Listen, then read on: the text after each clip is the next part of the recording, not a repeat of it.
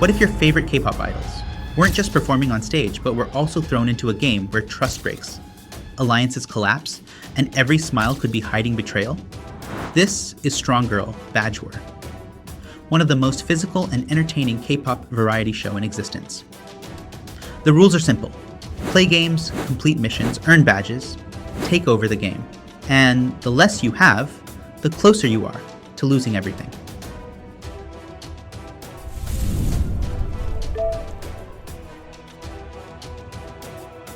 But before we move on, let me first tell you what Badge War is. Badge War is S competitive survival style variety show, where the members play games and missions to collect badges. This series has 3 seasons and a 4th one incoming this year. This show mixes teamwork, strategy, physical challenges, and chaos, so it feels more intense than typical idol variety shows, and it produces so many iconic scenes. Before that, we actually almost didn't get the Badge War that we love today because on October 18th, a teaser for the 16-member reality show was released on the K Originals YouTube channel. 3 options for the reality's concept were presented, and those are Girls Big Match, Class Up, and Strong Girl Badge War.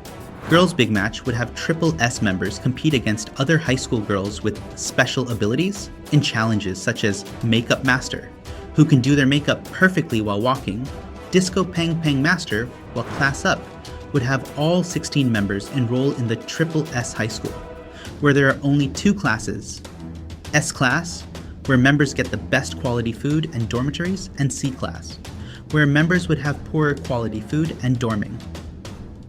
Games would be held to determine who entered which class. The final option, Strong Girl Badge War, was an overnight survival camp where members would compete for badges, the girl with the most being declared the winner and being awarded a grand prize. And on the same day, the 8th gravity was opened for fans to vote for the option they wanted to see. Girls Big Match came in 3rd place with 4,451 Como, Class Up in 2nd place with 13,460 Como, and Strong Girl Badge War was declared the winner with 22,025 Como. And a month later, the game started. Season 1 begins almost deceptively. 16 members step into an environment that feels familiar, almost comforting. A space filled with playful missions, unpredictable challenges, and moments designed to entertain. They search for hidden badges tucked away in unexpected places, solve puzzles that test their quick thinking, compete in team relays that rely on coordination, and even face fear itself inside haunted house challenges that blur the line between excitement and genuine terror.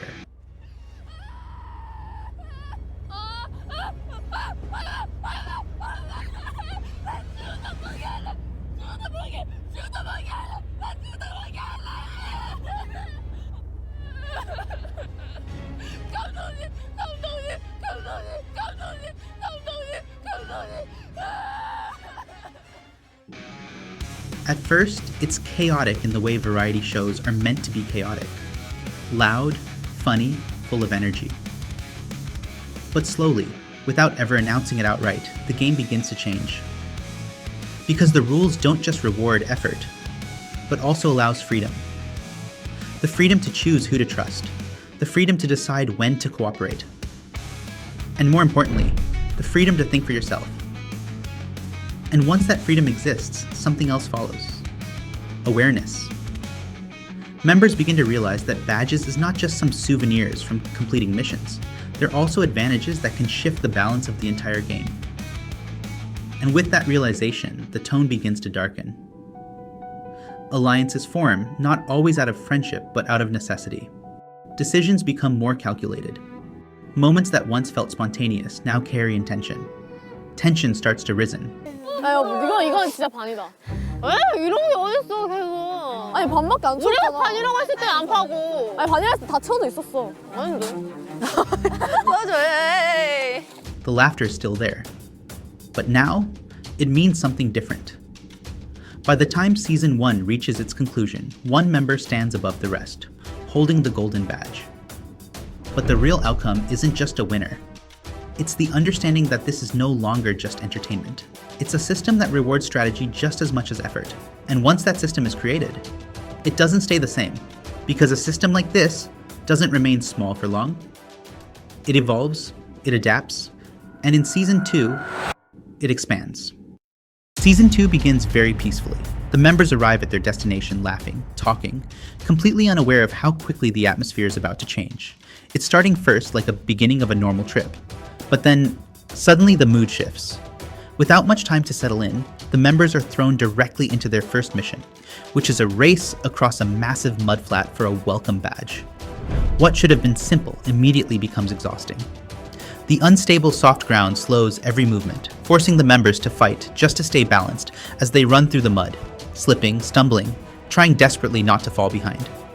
At the very first episode, they let you know that this season is different because even a welcome badge comes with pressure. But the mudflat race is only the start. Soon after, they let the members divide themselves into teams of 4 and sent to collect hidden hints, pieces of information needed to unlock their dorms and receive their entry badges. Already the game is forcing them to think beyond physical strength. Now it's about coordination, observation, solving skills and trust, and whether the people around you are truly helping or simply helping themselves. Because we later find out that one member secretly hogging 2 badge for their own. As Season 2 progresses, the scale of the competition grows larger and far more intense. The 24 members are divided into 2 massive teams of 12, facing off in relay missions where every mistake affects everyone around them. But it's the next challenge where things begin to spiral. Each team must protect enormous marshmallow mounds from the opposing side. At first, it sounds ridiculous, almost childish, but as every round progresses, the mission erupts into complete chaos. Pushing, pulling, screaming, desperate attempts to defend what little remains. The game suddenly becomes physical and no one expects it.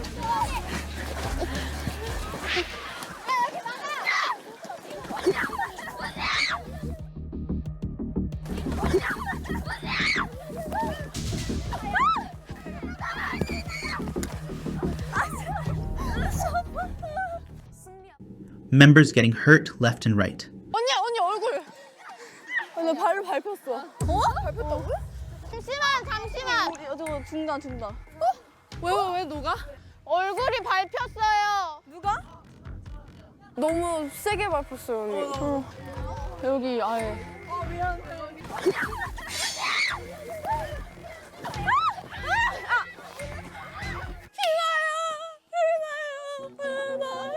피나.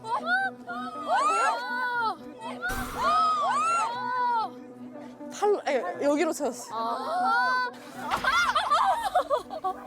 괜찮아요. But before all of this chaos happened, there was something hidden within all of it. The X-Man. A secret saboteur placed inside a team, quietly working against their own members in exchange for an extra badge. And no one knows who it is, which means every mistake feels suspicious and every failure might be intentional. And slowly, trust begins to disappear, everyone doubting each other. Because the most dangerous threat in the game may already be standing beside you, but nothing prepares the members for episode 3. Because this is where the show fully embraces its darker side. 2 members suddenly disappear, kidnapped by the female instructor overseeing the game.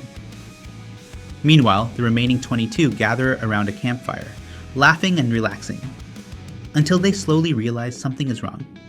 Someone is missing, then another. The realization spreads through the group almost like panic.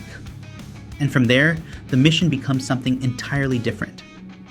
The members divide into 2 teams and are forced into a rescue mission to save one of the kidnapped members, while the other faces punishment. The atmosphere changes completely. The panic, the tension, the sense of urgency. Everything about it feels unsettling, almost like it came straight out of a psychological thriller. Or worse, a Saw movie. What once felt chaotic now feels genuinely intense, as if the game itself is becoming more unpredictable with every episode. And by episode 4, the pressure reaches its peak. The morning begins deceptively simple with a quiz competition, where members race to answer correctly in order to receive a new badge. But there's one cruel twist. The last place member receives nothing. Even knowledge becomes survival. Later, the members are brought onto a Ferris wheel for a balance game, where they must make difficult choices between two options, forcing them to reveal priorities, instincts, and sometimes even their true thoughts under pressure. And finally, the season reaches its last mission. The two leading members face each other in a final showdown inside a drop tower, desperately counting money while suspended high above the ground. The winner is not decided by speed alone, but also by precision, and by the margin of error. And when everything finally ends, only one person walks away with the golden badge. But by that point, the game no longer feels like a simple competition. It feels unstable and unpredictable, like something that started out fun, but slowly transformed into a survival game disguised as entertainment. And yet, even this wasn't the final form. Season 2 is just preparing us for something harsher, something colder, something that removes any illusion of safety. Just like how Season 2 starts, the members are preparing to arrive at the destination, talking, laughing, and admiring the view of Jeju Island. The instructor announces that the welcome game is about to start, and immediately, the members rush to the spot. The instructor tells them the rules of the game. We are greeted by a beautiful sea, blue waters, white sand, and that's where they will be doing the welcome badge mission. There's 15 Tuoks floating in the water, and welcome badges are hidden inside them. The participants who grab a Tuok and bring it back to the shore win a badge. But there's a twist. The other participants are allowed to steal another participant's Tuok by force before they reach the shore. While some members sprint into the water trying to secure the Tuoks first, others stay near the shore strategically, waiting to intercept anyone returning. Members start falling into the water. Others begin fighting over the Tuoks, and just like Season 2, it slowly starts getting physical as the game progresses. Pushing, pulling, forcing opponents to let go of the Tuoks just to steal them away. Members falling on their backs from how rough the game has become. Wrestling, grappling, doing everything they can, just to reach the shore. And after the game finally ends, and everyone returns to the shore, there's another twist. Not every Tuok actually contains a badge, and even worse, some contain a dud instead. Meaning some members fought with everything they had, for absolutely nothing. Participants start debating. Others begin crying because of disputes. Episode 1 already feels completely chaotic, but the real game hasn't even started yet. Because just like Season 2, the real game begins with a race, but this time, with a twist. The Game Master reveals a brand new rule, a completely new system, before the final game. The 3 participants with the most badges will advance to the finals, but unlike before, having the most badges doesn't guarantee victory anymore. Whoever wins the final game among the top 3 will receive the golden badge. Then the games officially begin. Some groups play a mission where they must find the bean containing the password number written on it. Various games, different puzzles. Everything just to obtain the password. Some missions require brain power, others require strategy. After the first mission ends, the groups who successfully obtain the password enter a room where trust and loyalty are tested. Each member can take as many badges as they want, but the maximum a person can take is only 2. Meaning, there's a very high chance some members won't receive anything at all. And the number of badges inside the treasure chest decreases depending on the group's placement in the first game. Then before Episode 1 ends, another system rule is introduced: S-Class and Z-Class.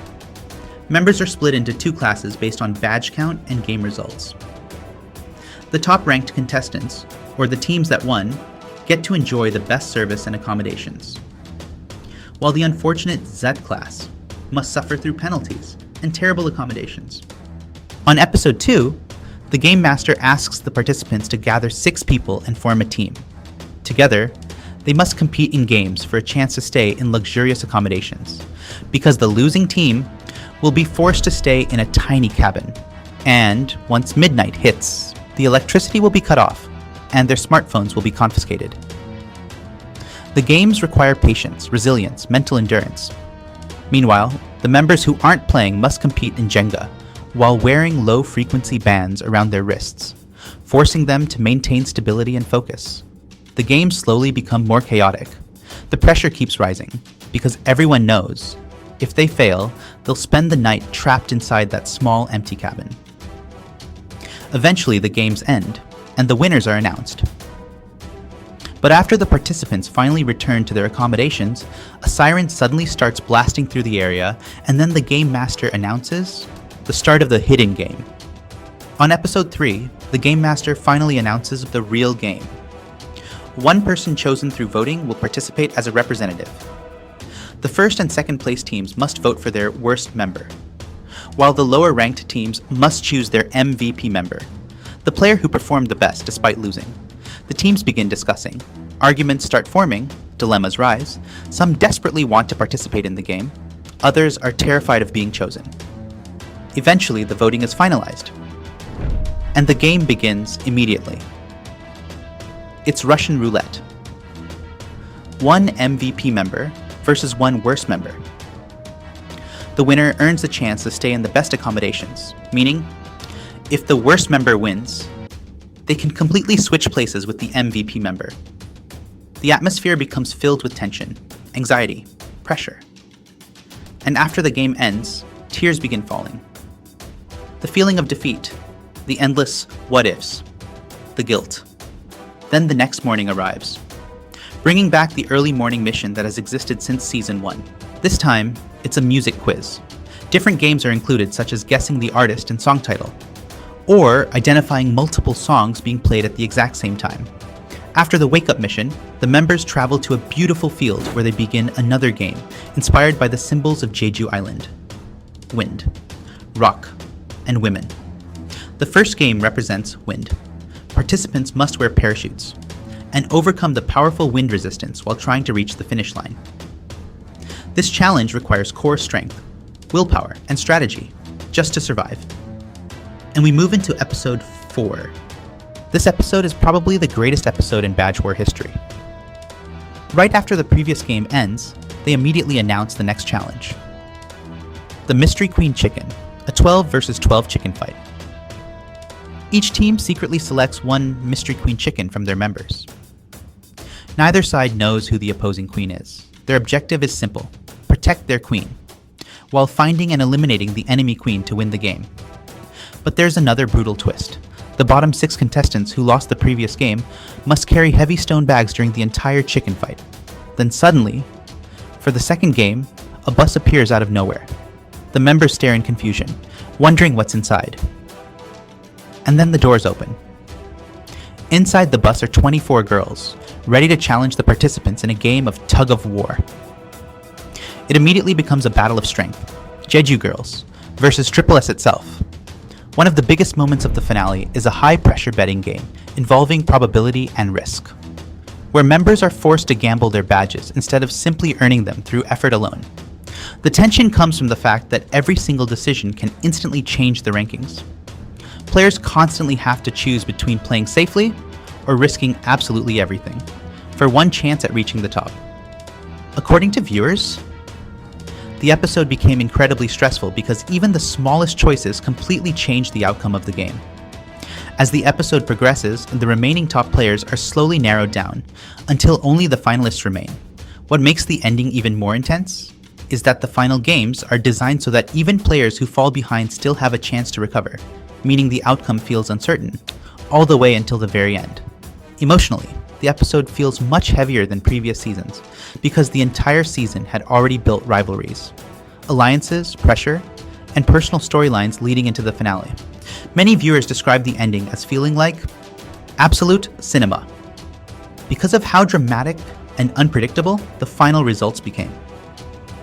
And in the end, the final winner earns the golden badge after surviving increasingly brutal strategy games, betrayals, badge gambling, and psychological pressure, bringing the no badge, no power concept to its final conclusion.